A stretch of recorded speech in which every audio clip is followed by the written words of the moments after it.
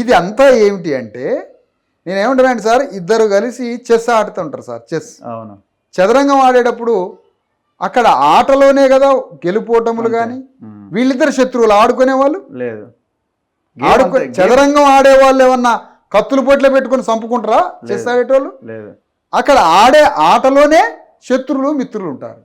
అట్లనే BC SC ఎస్టీలని చదరంగ పావులుగా చేసుకొని ఈ 4 వర్ణాలు కలిసి ఆడే రాజకీయ చదరంగం ఇది. బలి పశువులు 190% బీసీ ఎస్సీ ఎస్టీలు బలి పశువులు. గవర్నమెంట్ హాస్పిటల్కి పోదాం, ఎవడు చచ్చి పీనిగలు బయటికి వెళ్తున్నాయి, రోడ్ల మీద యాక్సిడెంట్లు, ఇవన్నీ పీనిగలు, ఇవన్నీ బీసీ ఎస్సీ ఎస్టీలే. చదువులేక బజార్లో పడుతుంది బీసీ ఎస్సీ ఎస్టీలు. వాళ్ళకేం సార్, నిరుద్యోగులలో 10% 20% కాంపిటేటివ్కి వస్తారు. రెడ్లు, కమ్మోళ్ళు, లేకపోతే బ్రాహ్మణులు, అనేక అగ్రవర్ణాలు వస్తారు. ఆయన 2 సార్లు ఏదో ఎగ్జామ్ రాసి ప్రయత్నం చేస్తాడు. కానీ ఆయనకి ఎన్ని ఆప్షన్స్ ఉంటాయో తెలుసా సార్? భూమి ఆప్షన్ ఉంటుంది ఫస్ట్.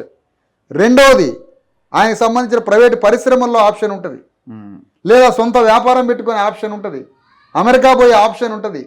అంటే విదేశాలకు పోతాడు, లేదా సొంత పరిశ్రమ పెట్టుకుంటాడు, లేకపోతే వాళ్ళ బంధువుల పరిశ్రమ వర్గాలు ఉంటాయి, లేకపోతే భూమి ఉంటుంది. ఆయన ఎందుకు డిఎస్సి కోసం కొట్లాడు? డిఎస్సి కోసం ఆయన ఎందుకు కొట్లాడతాడు?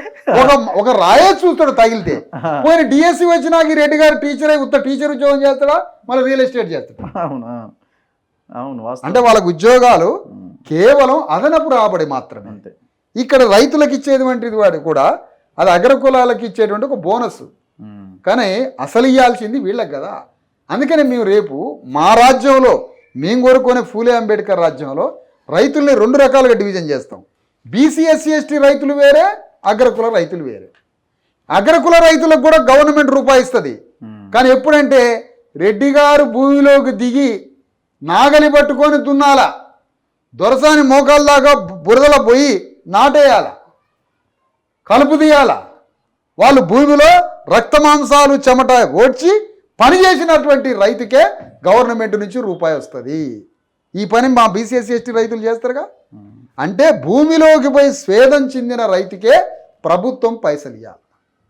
ఒడ్డున కూర్చొని భూమిని ఏదో 10 ఎకరాలు చూపించిన వాడికి పైసలు ఎందుకు ఇస్తుంది గవర్నమెంట్? దేనికి అలా ఈ రుణాలకి? భూమిలోకి వెళ్ళి చెమట చిందించిన రైతుకి పైసలు ఇవ్వాలని కోరుతున్నాను.